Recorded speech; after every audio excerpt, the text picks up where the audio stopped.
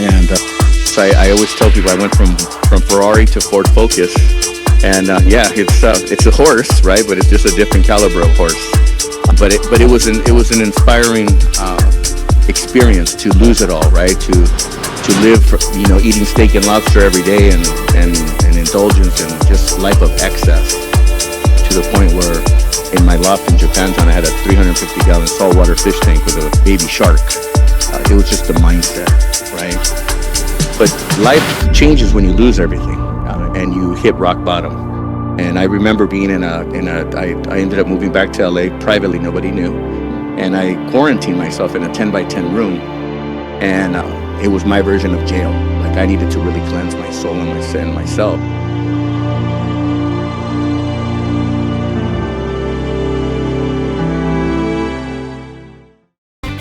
Hello, welcome to Champions of Change. Be the change you want to see on Expandy TV. I'm your host, Ed Vargas, president of Vargas & Associates, LLC, a strategic planning, leadership, and social impact consulting group in Silicon Valley. I advocate, coach, and mentor for the ethical and humane use of tech for greater positive impacts.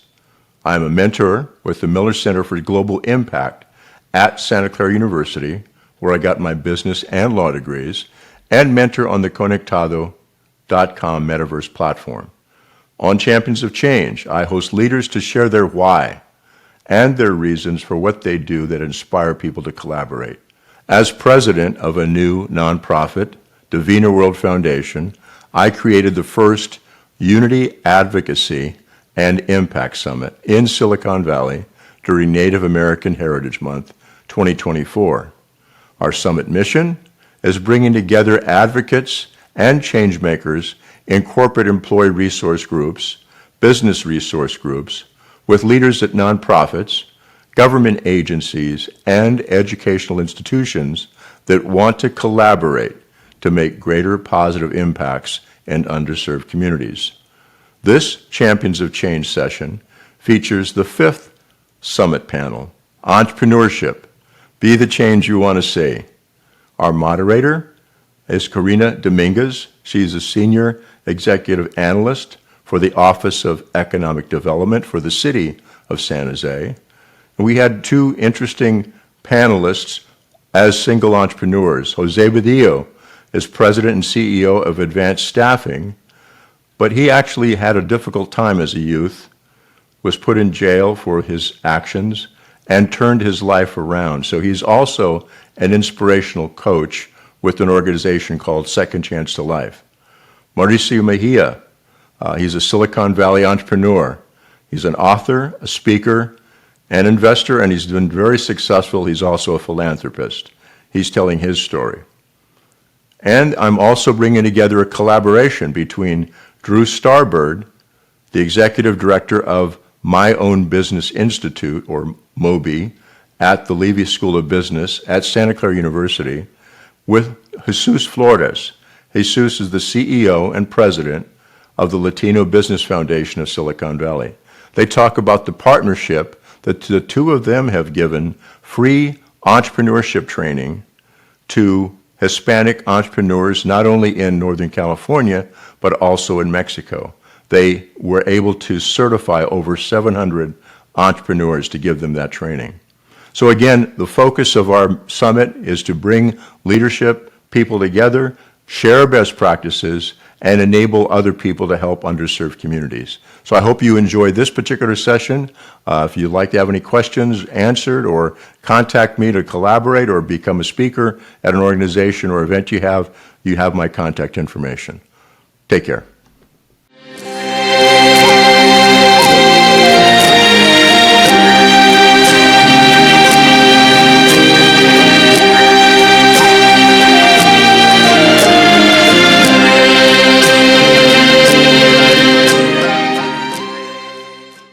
We are definitely in for a great treat this afternoon. I am super excited to be your moderator for this next panel. My name is Karina Dominguez, and I am here representing the Office of Economic Development for the City of San Jose. And it is my extreme honor and pleasure to share the stage and lean into these amazing people and leaders in our community who are going to give us a little bit more, not only about their story, but definitely some nuggets and some wisdom on how entrepreneurship not only changes and influences our lives, but how we could be the change that we want to see in our community. Before moving forward, I do want to also honor my Deputy Director of OEDCA, Badillo, who's up in the front. So definitely would like to give her a hand of applause for allowing me to take some time out of my day to be here with you guys. So again, today I have the esteemed privilege to introduce to you this panel. We're going to go ahead and start with Jose Badillo. Jose Badillo serves as the CEO of Advanced Staffing, a multi-million-dollar company he has led after overcoming significant life challenges, including facing a life sentence in prison for over 9 years. With 18 years of experience in the service industry, Jose has fostered a company culture rooted in strong values and care for his clients and employees. Additionally, Jose also founded Second Chance to Life, focusing on mentorship and rehabilitation for individuals seeking a second chance. Our next, yes, absolutely, bien merecido. Our next panelist is Mauricio Mejia. Mauricio Mejia grew up in Los Angeles, involved in gangs. He was a latchkey kid who became a self-made millionaire at the age of 25 and lost it all when he was 32 years old. He turned his life around digging deep to focus on his strengths that made him successful. When he moved to Silicon Valley, he became known as the godfather of San Jose nightlife. Very true. Mauricio works out in his gym at 4 a.m. He has compassion and empathy to do more for his community and his culture and to create an economic standard that propels leadership and success. He advises with kindness, with the discernment and creativity of a survivor. He thrives by sharing his wisdoms through his books and speaking engagements.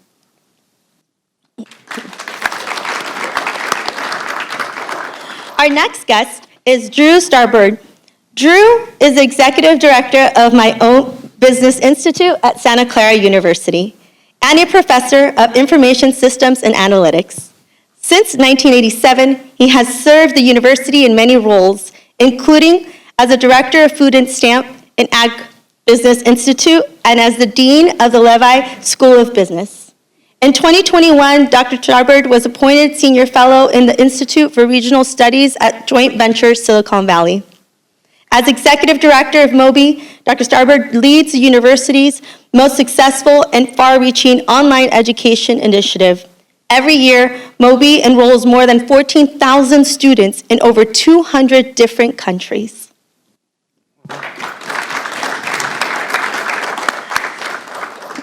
Our next panelist is Jesus Flores.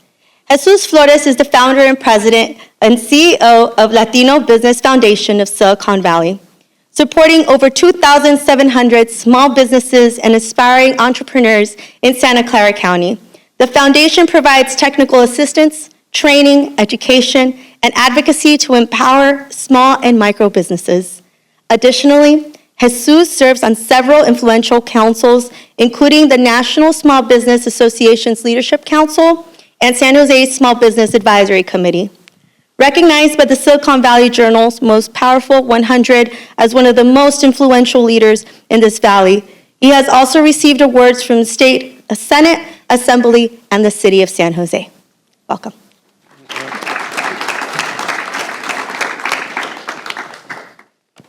Well, today we're going to go ahead and start with Jose. I understand you recently traveled internationally.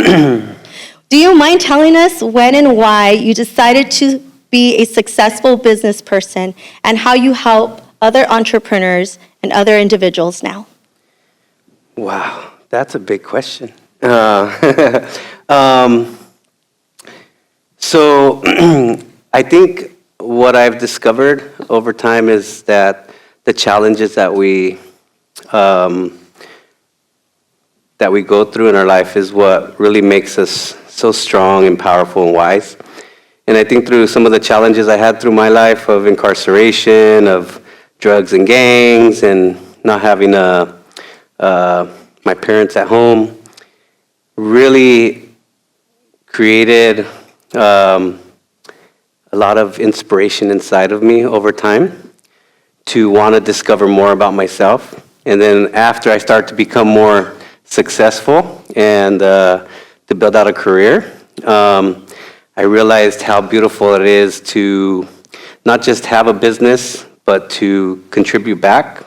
Everything's in fluctuation. It's not about me, it's about we, right? Like, I can only be so powerful alone, but us coming together is the beauty. So I just got back from Abu Dhabi and Varanasi, India, where they're burning bodies constantly, and the myth is that as long as the fire keeps going, the earth will continue on, and the day the fire goes out, the earth will end.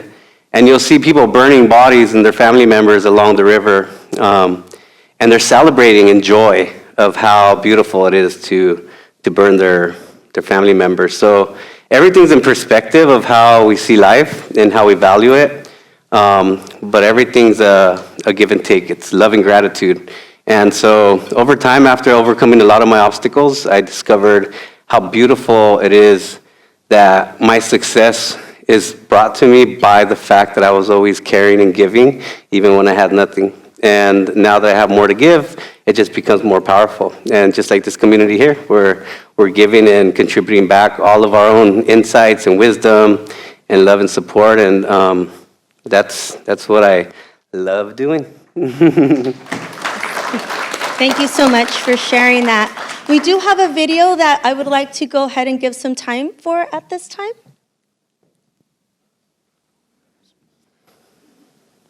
In 1994, I was an 11-year-old kid from San Jose, California. Like most kids, I had big hopes and dreams, but my life took a turn for the worse, and I ended up in juvenile hall, group homes, jails, and even prison. Over the course of the next 10 years, I spent 9 years incarcerated. See, I was faced with some of the biggest challenges in life. I had no father. My mom was hooked on alcohol and drugs. I got involved in gangs and drugs myself. By the age of 12 and 13, I was already doing time in and out. At the age of 14, I was jumped in a gang fight and ran over like a speed bump by a car. And at the age of 15, I was facing 15 years to life in adult prison, while simultaneously discovering that I had a rare kidney disease and may not survive it. This, for me, was time to hit the reset button by focusing on becoming a better person and rising above my circumstances. So what I believe this means for you or anybody listening is that we all go through tough challenges, right? It's not what happens to us in the past that defines our future or who we become, but how we use life's challenges to help us find gratitude and an attitude for a better future, to create a better life for myself and later on for my family. It's up to us to step up, make a difference for our people, our family, and ourselves. If today we are alive and well, then I believe we have a second chance to life. You're the right kid can get it done. You got a second chance. This is your second chance. Right? All right. Well, that's huh?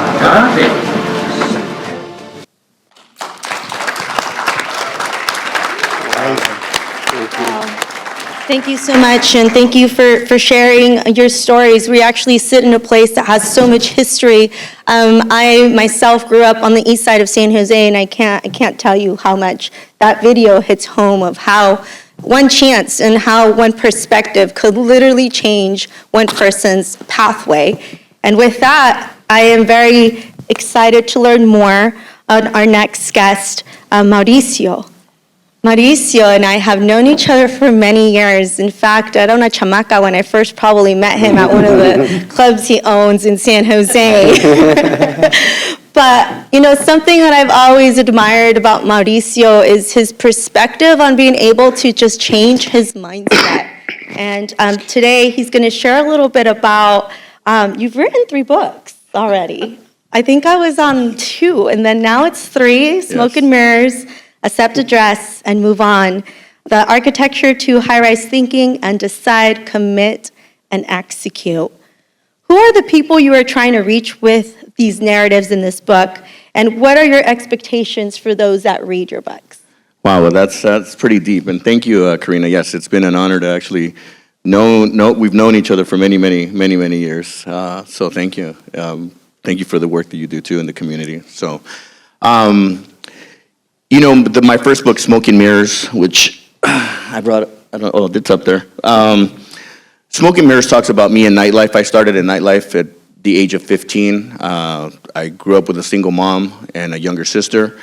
And it was either going to be drugs, gangs, or music that was going to save my life. And I chose music.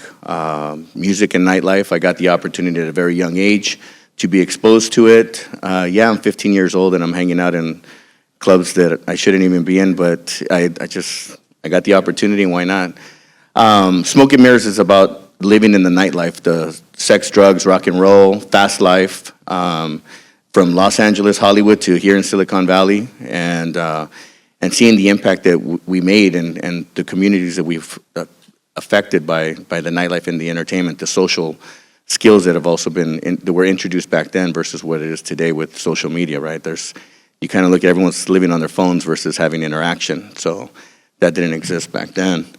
But it also talks about my life. It talks about if a kid from East LA or the hood in LA can make it at 25, make his first $1 million deal. My first $1 million deal was here in Silicon Valley, and never wanted to go back home and just double down, 28, multimillionaire, bought my first Ferrari at a young age, and then to lose it all in 2008 when the economy went upside down and the real estate market and the nightlife market or the stock market went down. I mean, there was a big impact in the entire country. And so I always tell people I went from Ferrari to Ford Focus, and it's a horse, right? But it's just a different caliber of horse. But it was an inspiring experience to lose it all, right? To live, eating steak and lobster every day and indulgence and just life of excess, to the point where in my loft in Japantown I had a 350-gallon saltwater fish tank with a baby shark.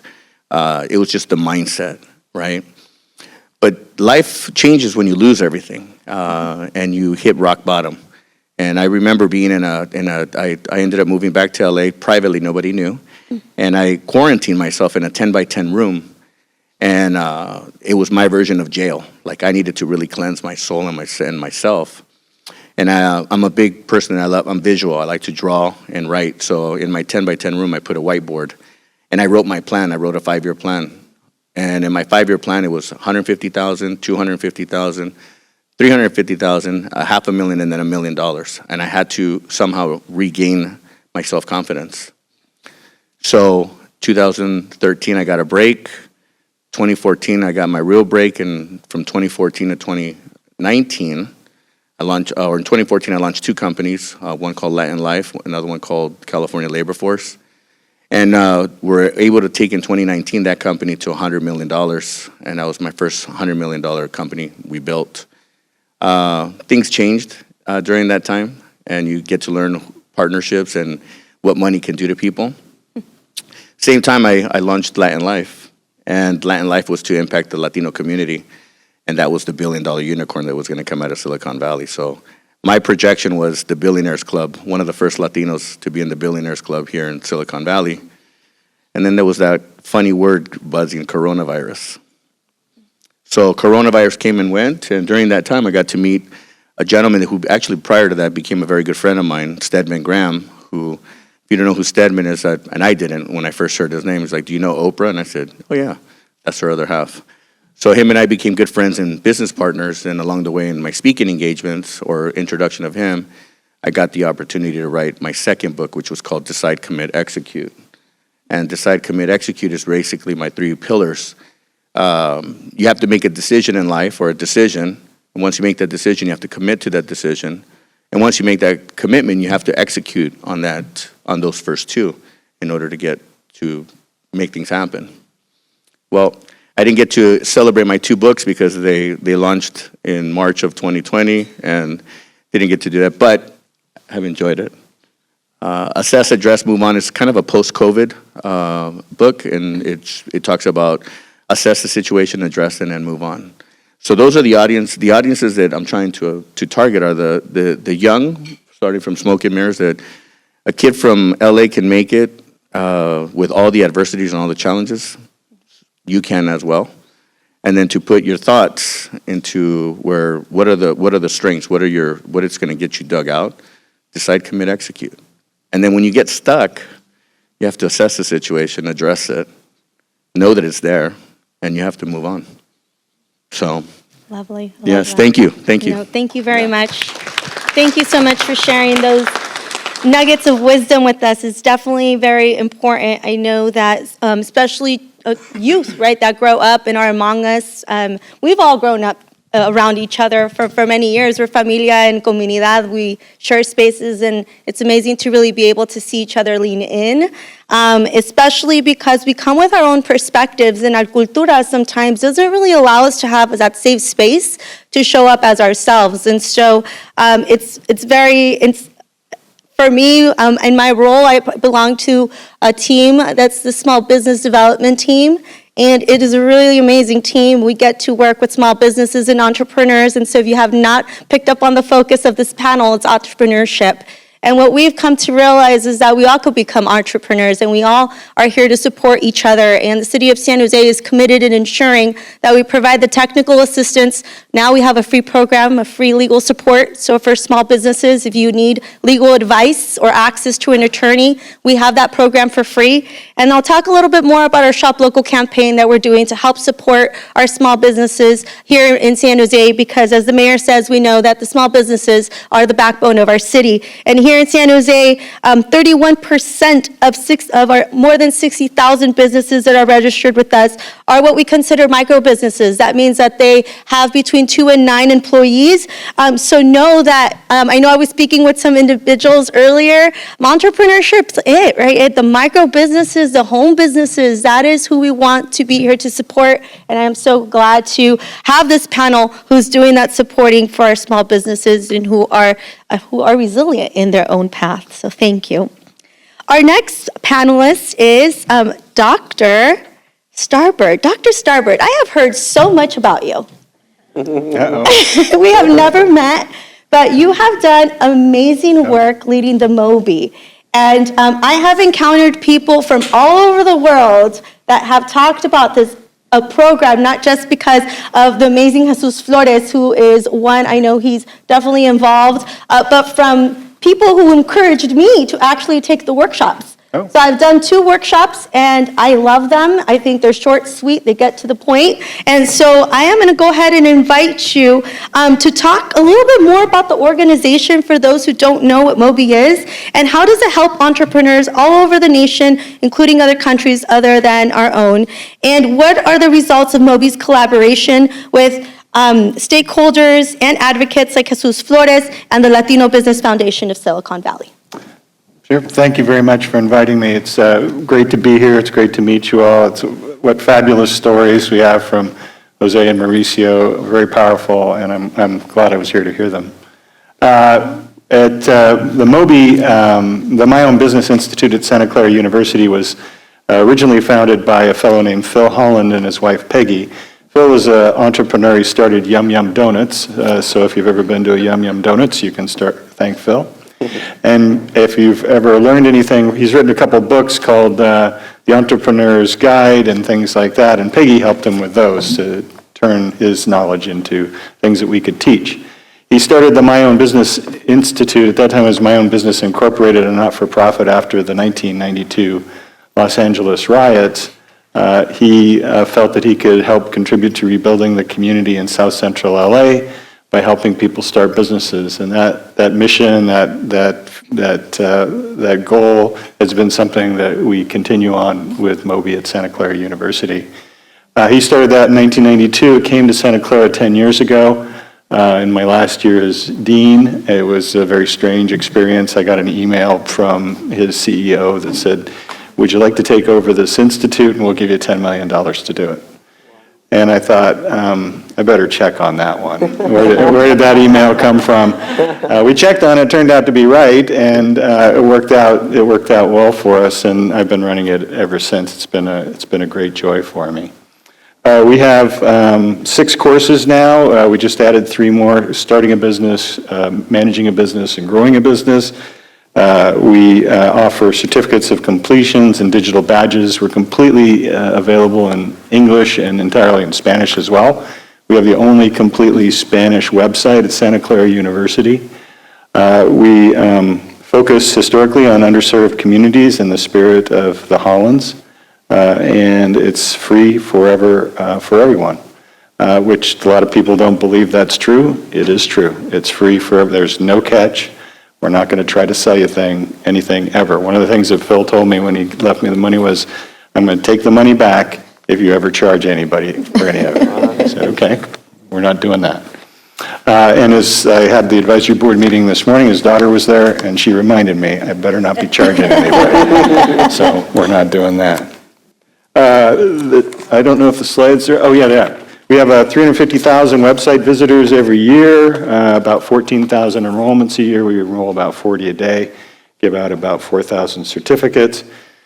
We have 110 partners around the world in 240 different countries. The biggest one, our biggest partner, is sitting right next to me, Jesus Flores and the Latino Business Foundation of Silicon Valley. A fabulous group, just amazing. We have other partners. Sunday Friends was at our meeting this morning. Clean Leap.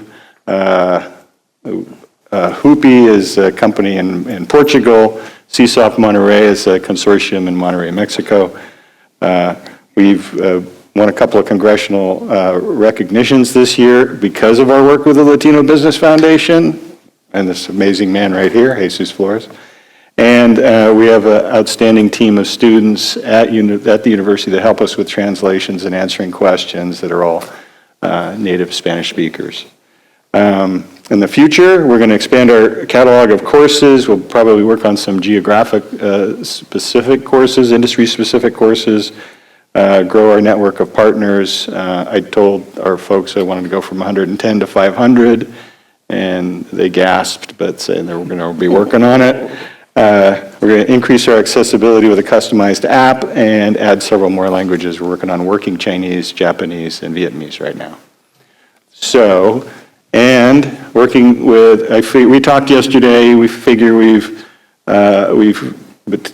issued 2,000 certificates, 1,000 in Mexico, 1,000 in this area, and started 800 businesses. Is that about right? 800.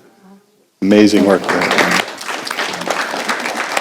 Amazing work. Thank you so much for sharing that information.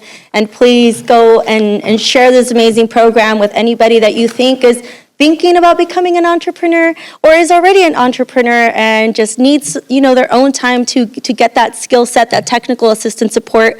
Again, that's something that the city of San Jose is very proud. We have we have a network of technical assistant providers that we are very proud to collaborate with. And so if you ever need some assistance or you don't know where to start, please go ahead and let us know. And with that, take a moment right now to use the hashtag SJEconomy to all of your pictures, please. Help us with this algorithm. Make sure that we show the city of San Jose that we are present, we are here, and we're here to support our entrepreneurs and our small business community. I love what you said, Doctor, because in the city of San Jose, a lot of people don't recognize, but 60% of our small business owners are from ethnic and minority backgrounds, and over half are immigrants. So those numbers are, they're powerful. And so that is the community that we serve, especially with the rhetoric that we're hearing. We need to make sure that we are providing that space that's inclusive, that is safe, and that is accessible for all. So with that, my next panelist, Jesus Flores. Jesus Flores' organization has done amazing work in San Jose. I have seen the work firsthand, and again, some of the highlights of his work are not only the small business community, but how he interacts with women-owned businesses, particularly those who are survivors of domestic violence. And so I want to go ahead and welcome Jesus and ask him a couple of questions. Individuals, when they work with the Latino small businesses that you have, what do you focus on the business plan for them to grow? And how do you help small businesses with the Moby training resources? And what have you seen of those results? What is telling of those results for the city in particular? Well, gracias, Karina. Gracias. And thank you to all of the panelists. Thank you for inviting me to this panel. When I talk about the work that we're doing, I always go back to clarifying what a small business is. I've been in a small business since 1995 in downtown San Jose. And when you think about the support that small businesses received, first you need to think and realize that the federal definition for a small business is 500 employees or less. That's what the federal government calls a small business, 500 employees or less. And you just mentioned, here in San Jose, we have over 19,000 small businesses with 10 employees or less. Nationally, in the U.S., almost 80% of the small businesses have 10 employees or less. That's over 26 million small businesses in the U.S., again, that have 10 employees or less. And those are the ones that we, Latino Business Foundations, focus in. Again, because we know that these small businesses have specific needs, and what we're trying to do is bring those specific needs, that specific support to them. Based on that, and based on the experience that we have, again, as small business owners, but also as a small business support organization, we noticed that, and this is not new again, is that almost 80% of small businesses, the ones that we support, the ones with 10 employees or less, never have any previous entrepreneurial or business education, which means is that they started a business more by need, by planning. And this happens because, for example, here in Silicon Valley, a lot of the small businesses, we started a business because we need extra income. We need extra income to pay for the rent or the mortgage or the college for our kids. So if we know how to do a service, we start selling that service. If we know how to do a product, we start selling that product. But again, most of us never had that education, that foundation that is needed to have successful businesses. Based on that, during 2020, at the end of 2020, we were inside of the COVID epidemic. And I have several meetings with different people. I used to be part of the recovery roundtable invited by Mayor Ricardo at that time. And I met amazing people there that I was explaining to them that situation, that we needed to bring that education to our small businesses.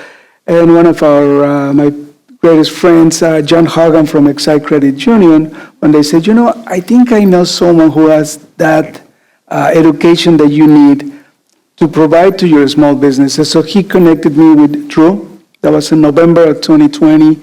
And along with Big Farley from the Office of Economic Development, we got together and we said, okay, what can we do? How can we bring this? Because the Moby program is just amazing. It's just the best thing that could ever happen to us. I'm saying to Latino Business Foundation and to our small businesses in the area.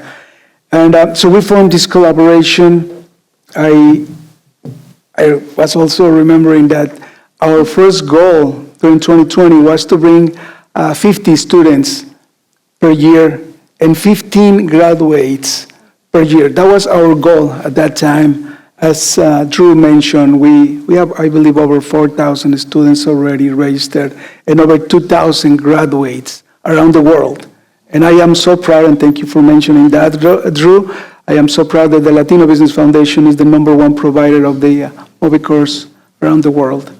And again, because what we did is we kind of identified those specific needs.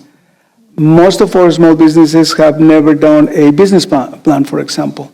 The #1 module in our course is how to do a business plan. That's what we work with. Again, it's been an amazing journey. It's been a lot of great work that we have done, and I will always keep saying it. Moby has been a blessing for us. Drew, and your support and the support of your team, Jill, Trish, Ana Sofia, is amazing. So we thank you for that. And And we will just continue doing the work. We just, by the way, had a graduation on Friday. We just have a graduation. We graduated 21 entrepreneurs and business owners because I will say it's kind of like a 50-50. 50% of our students are already business owners, but the other 50, as you mentioned, are entrepreneurs who want to start a business. And we can proudly say that in the work that we have done together, we have probably created over 800 small businesses as well. So very proud, very thankful. Thank you. Thank you so much. Well, thank you so much, Jose Mauricio and Dr. Starbird and Jesus for your participation on this panel. It's definitely been inspiring. I'd like to thank the audience. Before I leave you, I would be remiss to not invite you to visit our www.sjeconomy.com webpage.